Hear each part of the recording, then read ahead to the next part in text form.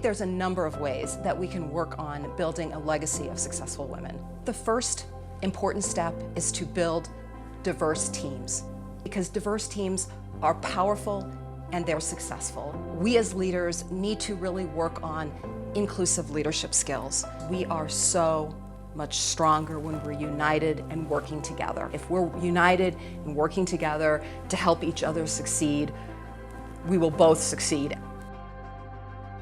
It creates and requires a village to really be successful, and really creating pathways for them that they might not see for themselves, and encouraging them to take stretch opportunities when they may have not even known that it was there. More importantly, putting women in positions that will be a path for others to come behind that woman and really accelerate their career potential going forward. Women really need to focus on how we help each other, how we're collaborative, how we stay connected. Don't let busyness get in the way of trying to help someone who might need an ear that day. The world is such a crazy place right now that taking that moment to say, I'm thinking about you, I care about you, I hope you're doing okay. Ask people how they are. How we build a legacy of successful women, I think first we need to look at how we define success and allow women to define it for ourselves and not have society define for us what success looks like. Women are never the right age, right, to be in the workplace. We're too young and we're diminished. We are maternal age and we're going to take too much time off to be with our kids. And all of a sudden, like this, we become too old. And I think one of the things that all of us can do to support other women is just reject those stereotypes. It's never too late. Dreams don't have an expiration date. Surrounding yourself with the right people is 1,000 times more important than having all the answers. You actually don't have to be the best at what you do. What is so much more important than that is showing interest and care in every person.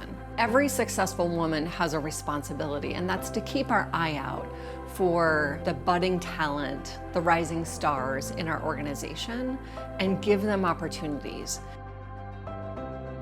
As women, we're all on our own journeys, as young professionals, as not so young professionals, as mothers, spouses, caregivers. And so what I think is really critical to build a legacy of successful women is to walk alongside each other, to be there for each other, to show up, be present, to listen, to provide wise counsel. We need everyone to be supportive of our women, but recognizing that there are these really big gaps that exist. It's not just about a glass ceiling, it's about what's happening in the upper echelons of business, in the investing ecosystem. And so coming together and saying, how do we support, how do we inspire, how do we celebrate our women? From the youngest women to those rising the professional ranks, we need to basically show up for them.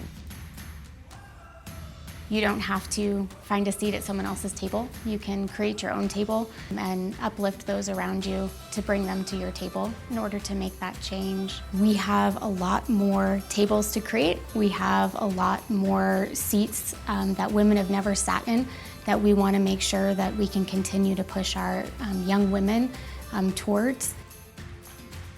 My advice for young women coming up in the workforce is be open to opportunity. I never thought that I would ever be involved in technology. The door opened up for me when I enlisted in the Air Force. I wouldn't be where I was today without that opportunity, and also the opportunities that other women provided to me when I was younger. So just take that opportunity that you're given and use it to your advantage, and be open to what comes down the path. Because you're never going to take a straight path in your career. It's always going to curve and turn, and you never know where it's going to land. What inspires me is having an opportunity to help people that have never had any role models in their life. And I feel so fortunate that I've come from a place where I used to be on the margins of society, and now I get to be a success story, and I get to help other people that are lost find their way back. It's okay to be powerful. It's okay to understand that you are powerful. And I hope that I show young women by example how to collectively use the power that you have. And everybody's power is going to be a little bit different. Sometimes it's easier for us to advocate for others than it is to advocate for ourselves. But I believe that we as women should be our own advocates, that we should be each other's cheerleaders. Let's continue to show the world that women are capable of achieving great things. I moved here 23 years ago with couple suitcases, no friends, no family, no job, no leads to even find a job. And I knew I have the blood of strong women in my family. This is the land of opportunity, and there's not really a right opportunity. You find the opportunity and you make it right for you. When I attended this event 7 years ago as a guest of one of my friends, I look and say it will be good if one day I'm in that stage, and I'm here.